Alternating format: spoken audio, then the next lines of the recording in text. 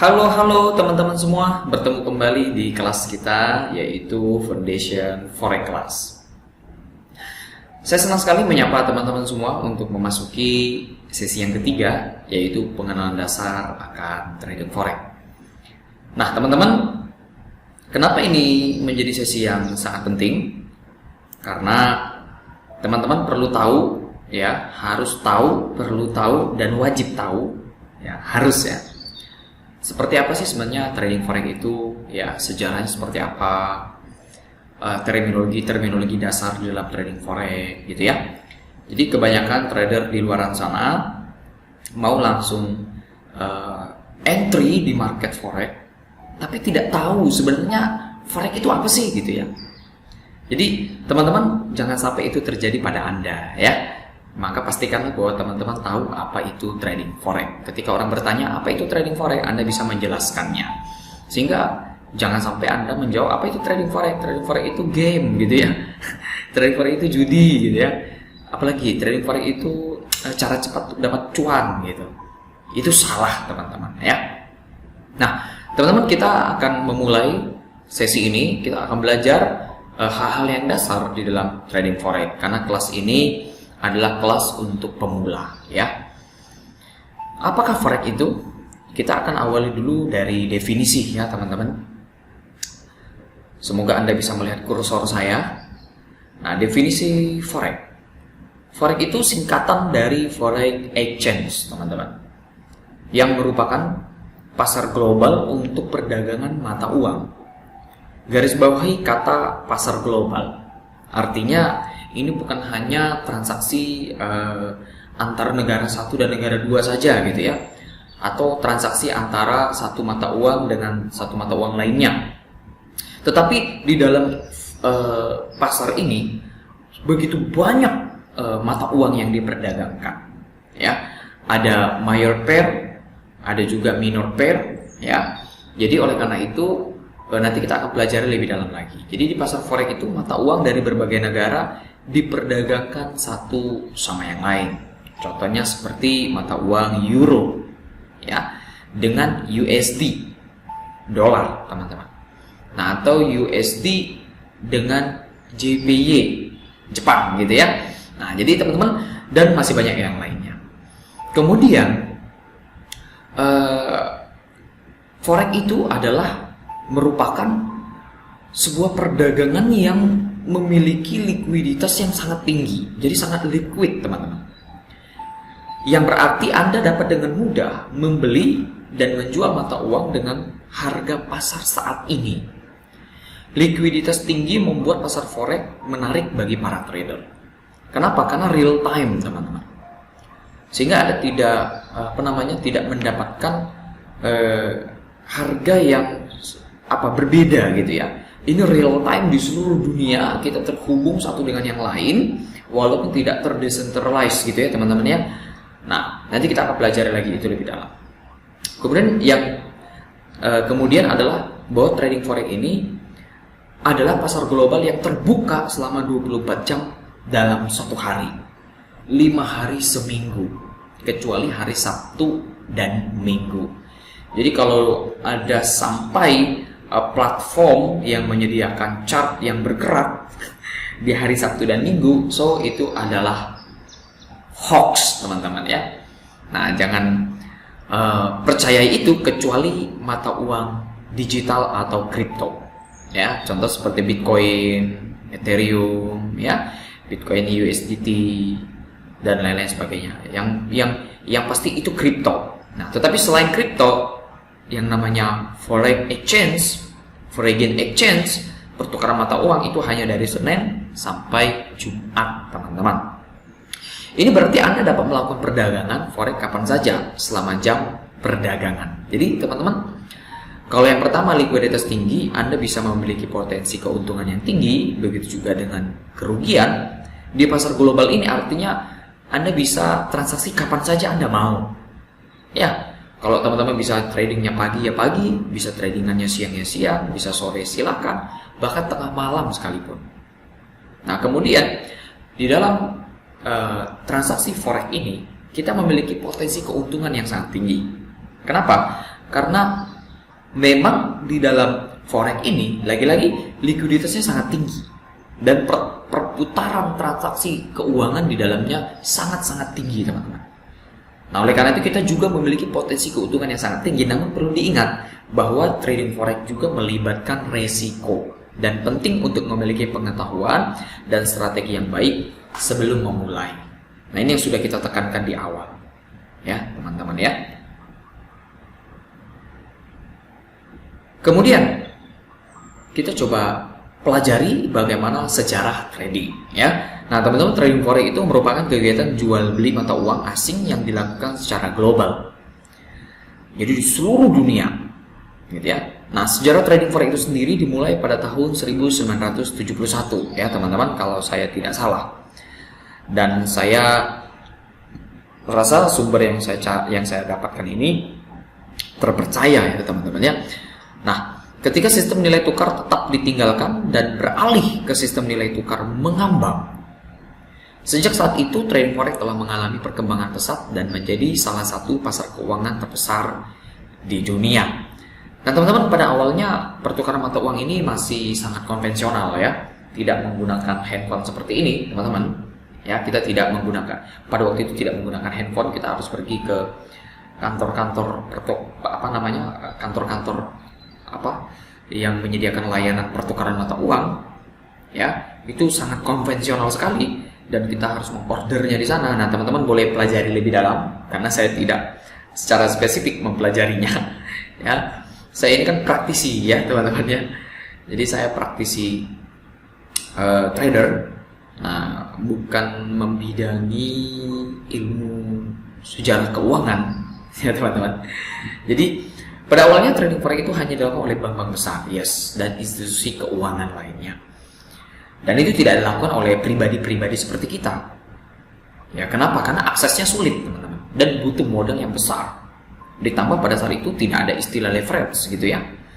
Nah, sekarang oleh karena leverage, kita bisa hanya dengan modal $100 bisa trading, bisa buka akun. Nah, pada zaman itu tidak. Namun dengan kemajuan teknologi dan akses internet yang semakin mudah, trading forex ini dapat diakses oleh siapa saja dari berbagai kalangan. Jadi teman-teman, selagi Anda ada signal, ada handphone, Anda bisa download MT4, Anda bisa akses internet, Anda bisa trading dimanapun Anda. Jadi dalam trading forex, para pelaku pasar itu dapat memperoleh keuntungan dari fluktuasi nilai tukar mata uang dengan membeli mata uang pada harga rendah dan menjualnya pada harga tinggi. Trader dapat menghasilkan profit. Lalu teman-teman, dalam beberapa tahun terakhir, teknologi trading forex juga terus berkembang. Platform trading yang canggih dan alat analisis yang lebih baik memungkinkan trader untuk mengambil keputusan yang lebih baik dan mengoptimalkan strategi trading mereka. Jadi teman-teman, ini adalah sedikit sejarah tentang trading forex. Terlebih kira-kira pada tahun-tahun 80-an ya. Nah, itu trading forex itu semakin berkembang masuk tahun 90-an, apalagi ditambah dengan perkembangan teknologi di tahun 2020-an ini, hampir lebih kurang 10-15 tahun belakangan ini. Wow, teman-teman, trading forex itu bukan hal yang langka lagi. Semua sudah bisa mengaksesnya. Ya, bahkan saya seringkali mendengarkan cerita bagaimana emak-emak bisa sukses dalam trading, gitu ya. Emak-emak, teman-teman, sambil ngurus anak, sambil ngurus suami, bersih-bersih di rumah, dia sambil bisa charting dan trading. Nah, saya punya teman, seorang ibu rumah tangga sukses dalam trading forex, teman-teman. Jadi tidak ada lagi kesulitan untuk mengakses dunia trading ini. Nah, mahasiswa sekalipun bisa juga sambil kuliah, sambil trading, gitu ya. Nah, bahkan trading forex ini bisa dijadikan sebagai pekerjaan sampingan, gitu ya. Di samping dia punya pekerjaan utama, dia bisa mengerjakan tradingan ini sebagai pekerjaan sampingannya. Bahkan tidak sedikit yang menjadikan trading forex sebagai income utama dalam hidup mereka. Teman-teman, tergantung Anda nanti akan dibawa kemana oleh sang kuasa, ya. Kita tidak bisa luput daripada tangan sang pencipta kita. Kalau kita memang tidak cocok untuk menjadi full time trader, jangan paksa. Jangan dipaksa, ya. Nah, dan lagi pula tentang mindset dan definisi full time trader itu juga harus benar, teman-teman. Yang dimaksud full time trader itu apa gitu ya? Apakah kita mantengin chart setiap jam, setiap waktu, setiap hari? Ayo. Oke, kita skip dulu tentang itu ya. Kemudian siapa sih pelaku trading forex ini?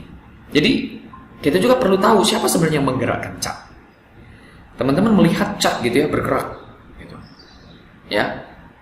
Oke, saya ya kesulitan mau menampilkan di layar ya. Karena untuk saat ini saya sedang berada di tempat yang tanpa wifi ya, bisa saja saya tethering. Nah, tapi teman-teman supaya lebih mempersingkat waktu, teman-teman ketika Anda melihat chart bergerak, candlestick ya atau line chart bergerak, siapa sebenarnya yang menggerakkan? Jadi teman-teman, pelaku trading forex itu terdiri dari berbagai entitas yang berpartisipasi dalam pasar valuta asing ini. Mereka termasuk bank-bank besar, perusahaan multinasional, spekulan mata uang, dan individu. Setiap pelaku memiliki peran dan tujuan yang berbeda dalam trading forex. Nah, yang pertama kita ulas dulu bank-bank besar. Jadi teman-teman, saya sampai hari ini yang saya tahu, yang menggerakkan market itu bukan saya. Karena urutan individu itu paling terakhir di sini, teman-teman. Individu itu terakhir.